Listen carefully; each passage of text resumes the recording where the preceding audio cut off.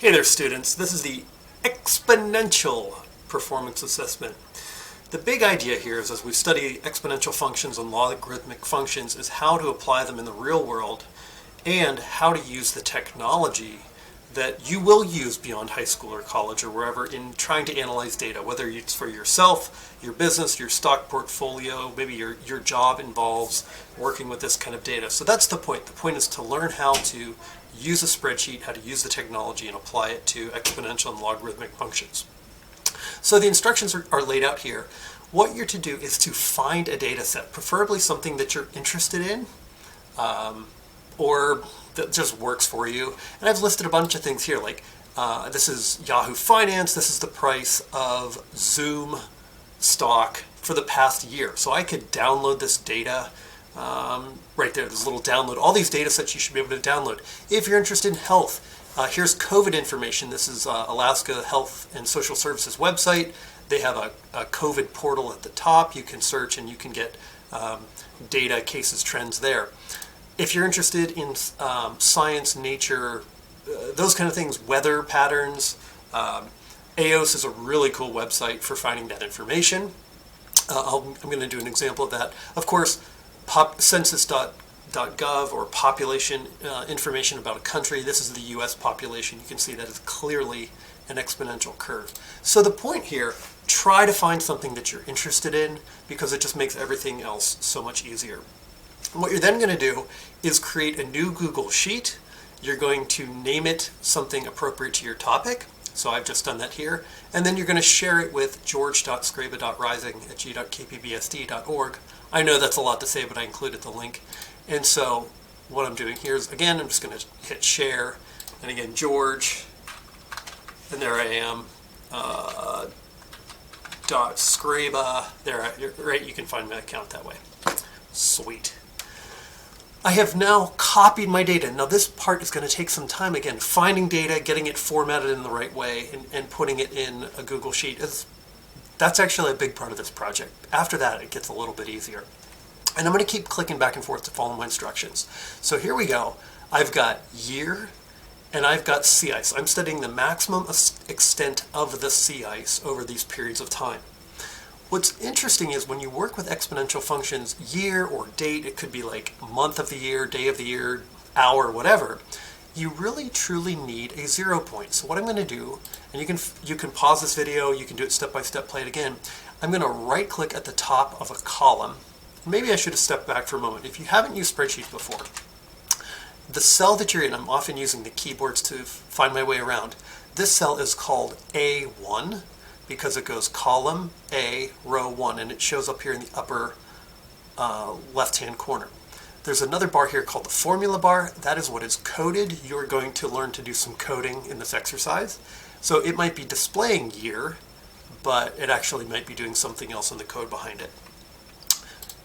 Okay, so to reiterate, what I first need to do is add a kind of a time column. So I'm going to right-click on B, and I'm going to insert a column to the left, and I'm going to call it time. So time. And the idea is I have to have a 0 year, so I'm going to use a little formula. Equals year minus 1979, because that is year 0. Now, Google's smart. It's like, wait a minute, do you want me to fill in that formula the rest of the way down? And the answer is yes, I do. Of course, that didn't work when I did it, so I can just copy it. I can go Control-C, and hold down the Shift key, Control-V is paste. So Control-C is copy, Control-V is paste. Good, important commands to know. Of course, a spreadsheet's going to always auto-save. Really cool there. Now, eventually we're going to have some other predicted values. We're going to put in years that are not included in the mix, so we'll get to that in a second. What I now want to do is create a scatter plot. So again, create a scatter plot. X-axis is going to be time, proper scale, make sure you have titles, and you're going to show exponential trend line and R squared. Sweet. So let's go ahead and do that. What I need to do is highlight my input data. So my input data is going to be time, like year 0, year 1, year 2, year 5, and the max extent of the sea ice. I go up here to insert, I go to chart. Now it's going to try to figure out, it's going to try to tell me what kind of chart I wanted to do. And if I go over here, a line chart, I actually want to go scroll down and there's a scatter plot. Boom, I have a scatter plot. Sweet. Now, when you click on Customize, you can add some additional series to this information. So the series that I want to add here is a trend line. And the trend line could be linear, but in my case, I wanted to do an exponential trend line and show R squared. Boom, and actually shows up. R squared is 0.89, and when we get to statistics, we're going to talk about this a lot more, but the higher that number is, the closer that number is to 1, the more the input variable explains the output variable. Something is happening with time to model well to the sea ice extent. Okay, and again, if you need to change anything like your labels, time is good, you know, actually, I can change that chart axis and titles, max extent of sea ice, right, versus time since 1979.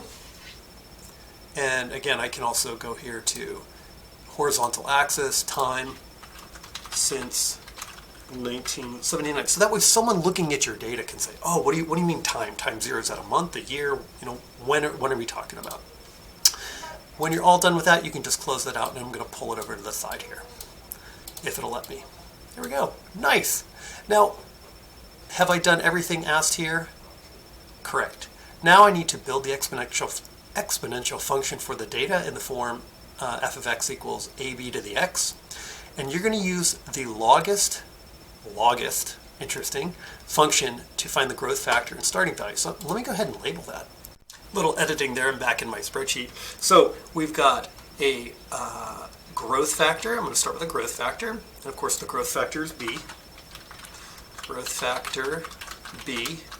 And then we've got a starting value or a y-intercept, which is an a. And it's always confusing because like y is linear, y equals mx plus b, but you know, exponential ab to the x. Regardless, here we go. So when you use these regression functions, you have to put in parameters that go with it. So it's equals log, like log estimation, open parentheses, and then you put in your y values.